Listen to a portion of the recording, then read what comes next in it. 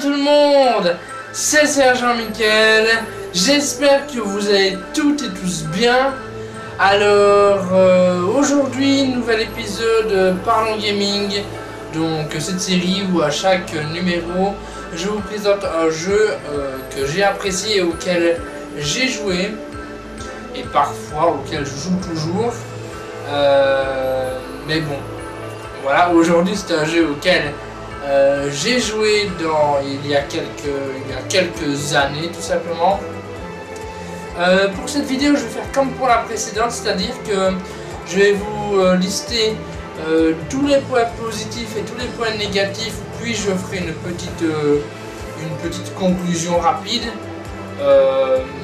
Surtout que bon, je sais pas si ça sert à grand chose de faire une conclusion étant donné que généralement quand je parle du jeu, ben, je conclus entre guillemets en même temps que j'argumente, donc voilà quoi. Donc je vais vous lister tous les points positifs et les points négatifs comme pour la vidéo précédente de Parlons Gaming qui était sur Pokémon XY si je dis pas de bêtises.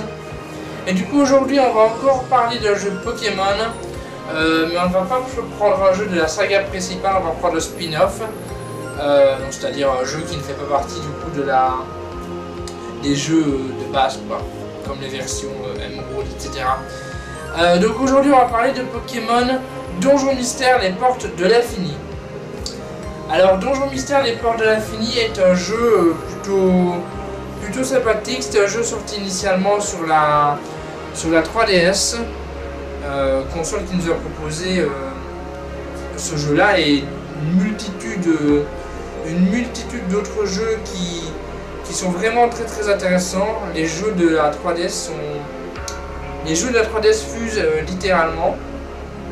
C'est une console qui aujourd'hui a lancé entre guillemets son clap de fin, mais c'est une console qui nous a offert vraiment une multitude de jeux plus intéressants les uns que les autres, et c'est pourquoi je parle de pas mal de jeux 3DS dans cette série Parlons Gaming. Je vais juste mettre mon téléphone sur silencieux parce que sinon il va faire du bruit pendant la vidéo, ce serait un petit peu dommage. Une seconde, je mets sur silencieux, voilà. Alors du coup, comme je vous l'ai dit, on va lister d'abord les points forts, puis ensuite les points négatifs. Alors, Pokémon Donjon Mystère, les portes de l'infini est le premier jeu pour moi de Pokémon, le premier jeu Donjon Mystère de la saga Pokémon qui a enfin une réalisation correcte. Je trouve que le jeu est beaucoup mieux réalisé que les précédents au niveau des graphismes. Les jeux sont vraiment plus intéressants graphiquement parlant. Je trouve que le jeu est enfin fait correctement pour ce Donjon Mystère. Alors je dis pas que les Donjon Mystère précédents étaient mal faits, mais les Pokémon on les reconnaissait, mais on distinguait beaucoup moins facilement quel Pokémon c'était, et du coup c'était un peu dommage. Et du coup ce jeu là sur la 3DS, ça a corrigé ça. C'est d'ailleurs à mon avis probablement grâce au fait que la 3DS est beaucoup plus puissante que la DS, et que la 3DS peut afficher des graphismes bien supérieurs à ce que la DS pouvait proposer à l'époque. Donc oui, la réalisation est beaucoup mieux pour ce jeu. Le jeu est parfaitement adapté aux plus jeunes, donc si vous avez un petit frère, une petite soeur ou un enfant peut-être, j'en sais rien, ce jeu est totalement adapté au jeune public. Après ça ne veut pas forcément dire que le jeu est facile pour autant. Le jeu, je dirais pas que le jeu est facile, mais je dirais pas que le jeu est difficile non plus. Je trouve que le jeu a une difficulté assez normale. Du début du jeu jusqu'à la fin, la difficulté, ça va. Par contre, quand on arrive à la fin, le boss de fin, ce que j'aime pas dans le jeu là, c'est que, vous savez, dans plusieurs jeux vidéo, généralement la difficulté monte crescendo, c'est-à-dire que c'est facile, ça devient un petit peu plus dur, jusqu'à devenir éventuellement difficile pour certains jeux. Ce que je n'aime pas dans ce jeu-là, c'est que du début jusqu'à la fin du jeu, la difficulté ne monte pas ou ne baisse pas, la difficulté reste la même en fait. Puis quand tu arrives au boss de fin, d'un coup il booste la difficulté, un truc de malade, et du coup tu tu es très décontenancé en fait en arrivant à la fin, et c'est ce que je n'ai pas aimé en fait dans ce donjon mystère là. Et j'ai failli même abandonner ce jeu parce que bon, le boss, je le trouvais beaucoup trop fort. J'ai failli ne pas finir le jeu et abandonner, mais finalement j'ai réussi, mais j'ai dû recommencer un nombre incalculable de fois pour réussir à vaincre le boss final de ce jeu parce que c'était un truc de fou. Je trouvais ça beaucoup trop dur en fait. Je trouvais que c'était même pas le fait que c'était beaucoup trop dur, mais je m'avais habitué à une difficulté pas folle en fait. Enfin, je veux dire, c'était pas facile, mais c'était pas difficile non plus. Donc je m'avais habitué au fait que ce soit ce type de difficulté là, puis que tu arrives au boss et d'un coup ils ont augmenté le niveau x100 quoi. Donc il y a eu un grand problème. Ça aurait été mieux que le jeu avance crescendo comme tous les jeux en général. Comme ça, là, du coup, j'aurais été plus ou moins préparé, mais le jeu ne m'avait pas préparé à ça. Et du coup, c'est vraiment ce que je trouve dommage dans ce jeu-là, c'est que c'est beaucoup, mais beaucoup trop dur, quoi. Après, on se plaît souvent des jeux trop faciles, mais là, c'est l'inverse, on se plaît parce que c'était beaucoup, mais beaucoup trop dur, quoi. D'un coup, tu passes d'un truc normal à un truc ultra difficile, quoi. Donc, c'est ce qui m'a déplu un peu dans le jeu-là. Surtout, t'imagines les gens qui les font en let's play ou quoi. C'est compliqué ou en live quoi, c'est pas facile. Ce qui est bien aussi dans ce jeu là, c'est qu'ils ont pris en compte les Pokémon de la génération la plus récente à l'époque. Donc à l'époque on était à la 5e génération, donc ils ont pris en compte le fait que Pokémon Noir et Blanc était sorti avant pour mettre en avant dans ce jeu du coup, enfin mettre en avant et proposer du coup les Pokémon de la 5e génération, pas uniquement, il y avait bien évidemment les Pokémon des générations précédentes, mais ils ont pris en compte que Noir et Blanc était sorti, et du coup ils ont intégré dans le jeu les Pokémon de la 5e génération, ce qui est plutôt pas mal. Bon, aujourd'hui on est à la 8e génération, mais à l'époque la 5e venait de sortir, et du coup ils ont pris en compte le fait que la 5e génération était sortie, et du coup ils l'ont ajouté au jeu, ce qui est bien évidemment une bonne chose. Dans ce jeu là, une petite nouveauté aussi dans ce Pokémon Donjon Mystère, les Portes de l'Infini, il y a les Magna Porta. Alors les Magna Porta, je vais en parler très brièvement parce que moi honnêtement c'est une fonctionnalité du jeu que je n'ai pas vraiment exploré plus que ça, donc je ne peux pas vraiment en parler énormément. Alors si vous voulez, les Magna Porta, c'est des portes dans le jeu, des portes qui sont gardées par le Pokémon Noctali et le Pokémon Mentali, et entre guillemets c'est des portes où vous pouvez entrer, c'est entre guillemets des niveaux bonus où le gameplay du niveau est du donjon est très différent des donjons de base qu'on a pendant l'aventure principale. C'est entre guillemets un bonus, on peut avoir 16 niveaux comme ça, mais voilà, je veux dire, j'ai pas vraiment... Moi j'ai surtout fait l'aventure principale, j'ai pas vraiment exploré ces petites options bonus, mais j'imagine que ça pourra intéresser plus d'un. Ça prolonge un peu la durée de vie du jeu, on va dire. C'est des niveaux bonus, des niveaux qui proposent quelque chose de différent, mais moi, pour tout vous dire, j'ai peut-être regardé une fois ce que c'était, mais je me suis pas intéressé plus que ça, donc je peux pas vous en parler beaucoup plus des Magna Porta.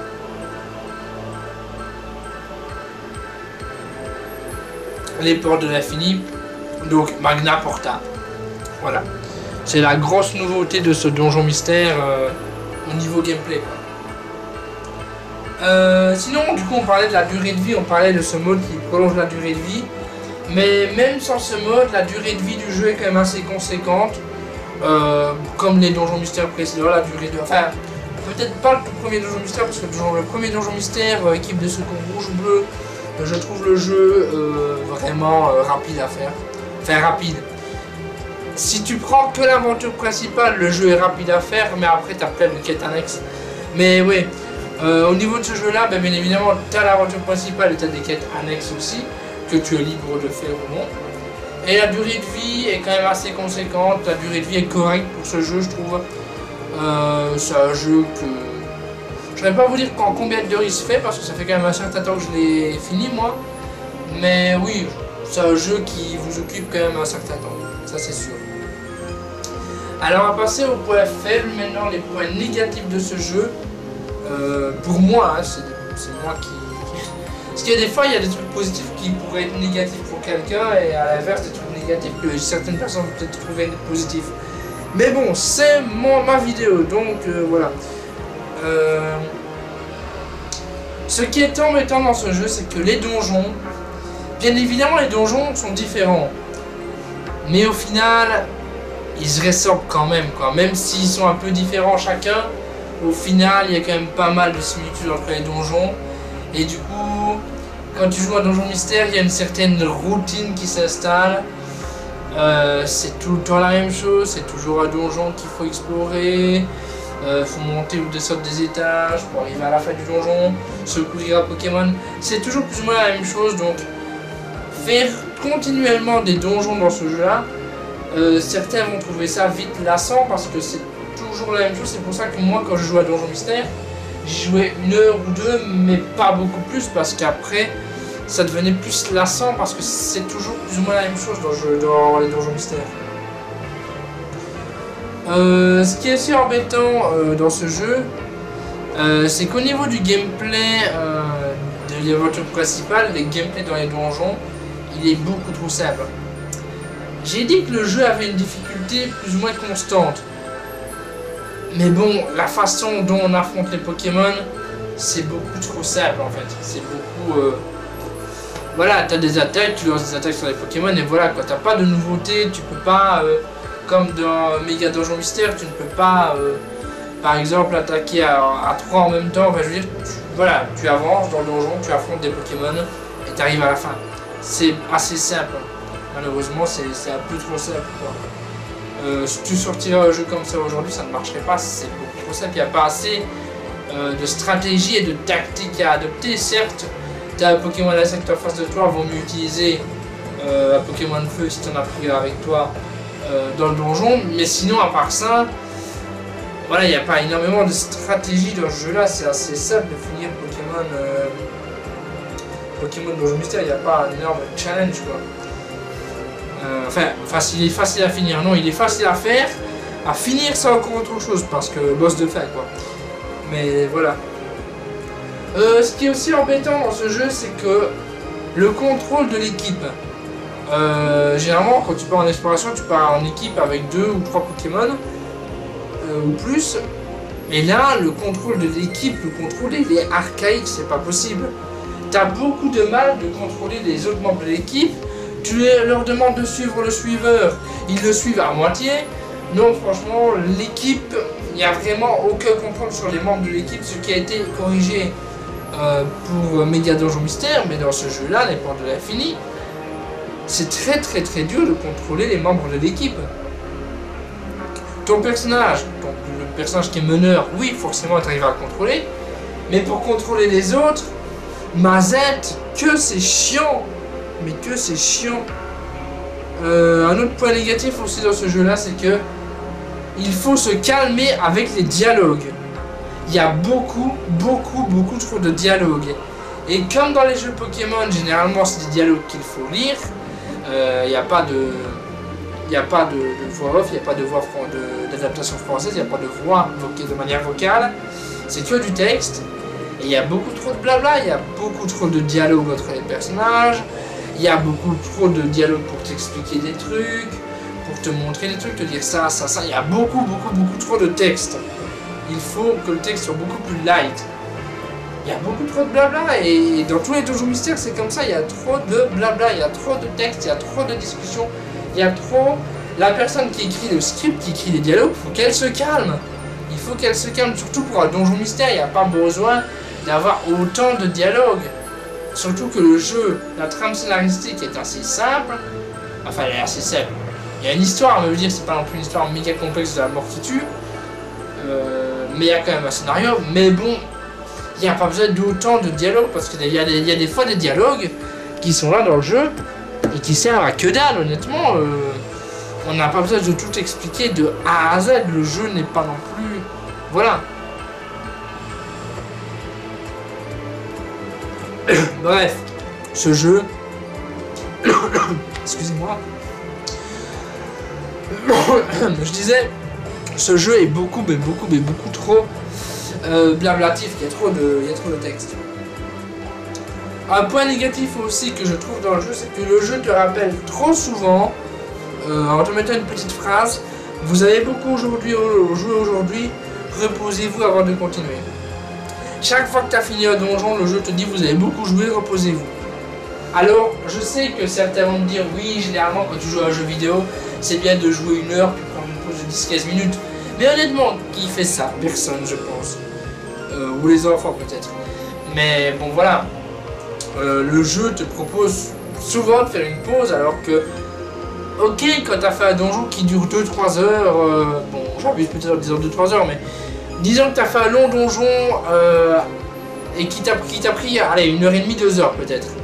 Là, ok, prends une pause, mais quand tu as fait un donjon qui t'a pris 5-10 minutes, le jeu te propose déjà de faire une pause, alors que bon, honnêtement, voilà quoi, c'est pas nécessaire. Bon, il te propose de sauvegarder et de faire une pause, hein, bien évidemment, il te propose pas de faire une pause et de perdre tout ce que tu viens de faire, hein, mais bon, le jeu te propose trop souvent de faire une pause, et c'est un peu dommage, certes.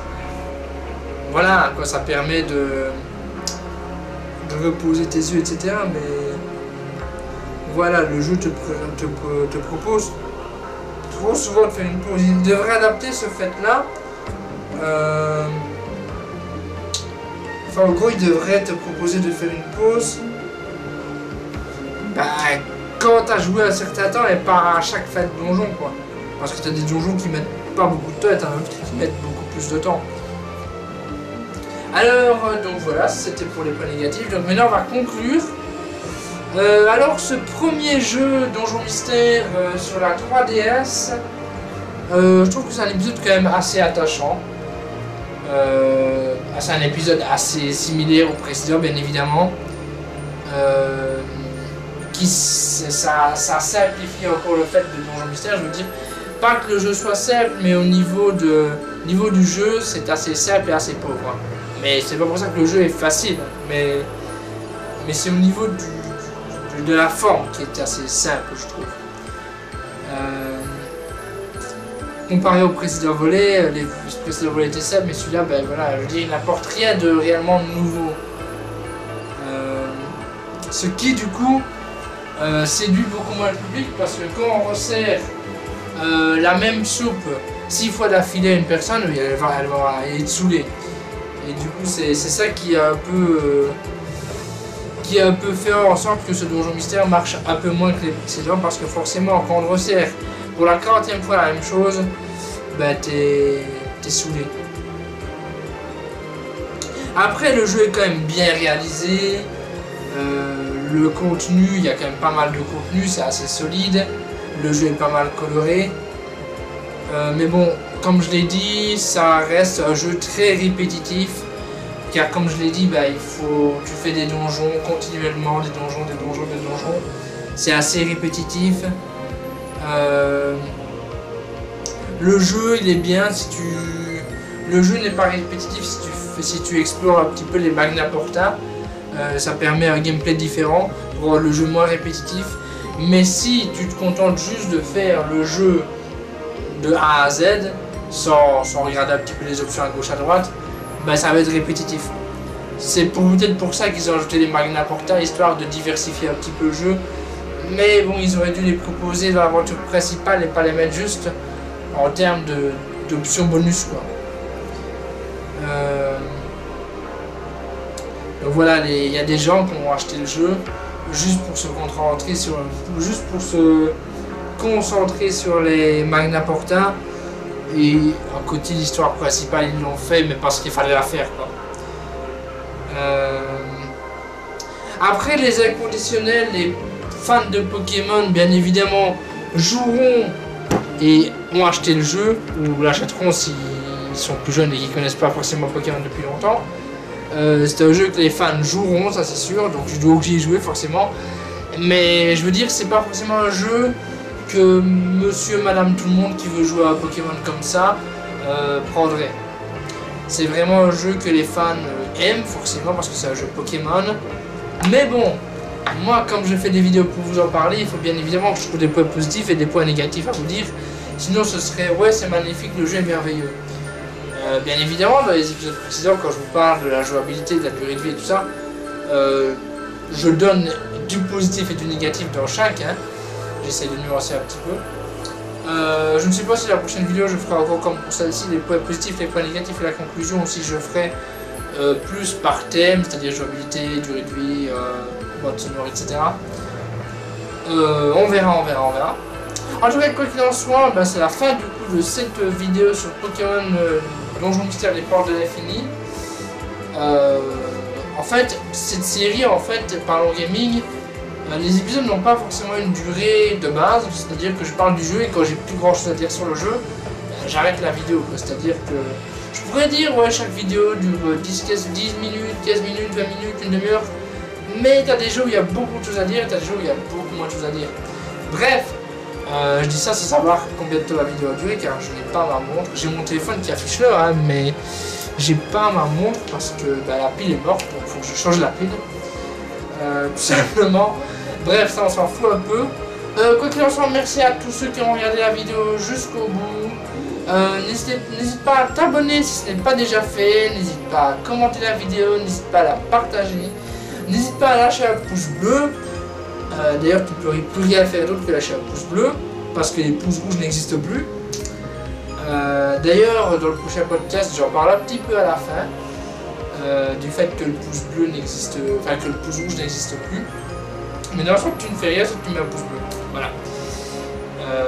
Il pourrait faire peut-être un peu la même chose que sur Facebook, c'est-à-dire que laisser le pouce bleu et proposer peut-être des options en plus des. Sur Facebook, il y a les likes, les j'adore, les oh haha c'est drôle, les oh je suis étonné ou les je suis fâché.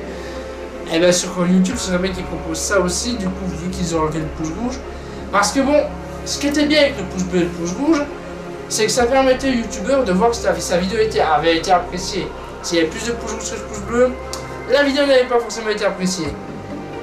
Mais là maintenant, ben, tu peux plus mettre que des pouces bleus, donc à moins que les commentaires soient que des commentaires méchants, ben, ta vidéo, tu sais pas si elle a été appréciée ou pas. Bref, on s'égare là, on s'égare. Donc voilà, n'hésite pas à liker, même si tu ne peux plus disliker, tu ne peux que liker maintenant si tu veux mettre un pouce. Voilà. Bref, c'est la fin de la vidéo. Je vous dis à la prochaine pour une prochaine vidéo. J'allais dire que en fait j'allais vous annoncer quand sur le prochain podcast, mais bon, à l'heure où vous voyez cette vidéo, je pense qu'il est déjà sorti. Normalement il sort le 8 janvier. Mais peut-être que quand vous voyez cette vidéo, on est déjà plus tard. J'en sais rien, bref, du coup... Bref, merci à tous d'avoir regardé cette vidéo. Et moi je vous dis à bientôt pour une prochaine vidéo. Que ce soit une vidéo Parlons Gaming ou une autre vidéo. Voilà. Et... bye tout le monde. Peggy 3.